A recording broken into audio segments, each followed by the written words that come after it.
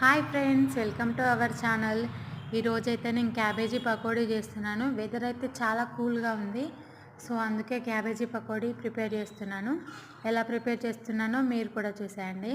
ముందుగా చిన్న క్యాబేజీని తీసుకొని దాన్ని చిన్న చిన్న పీసెస్గా కట్ చేసుకొని ఒక బౌల్లో వేసుకోవాలి.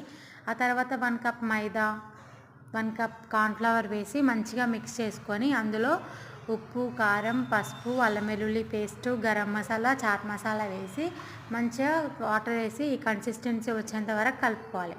తర్వాత ఆయిల్లో డీప్ ఫ్రై చేసుకొని సర్వ్ చేసుకోవడమే. టేస్ట్ అయితే చాలా బాగుందండి, మీకైతే డెఫినెట్గా నచ్చుతుంది.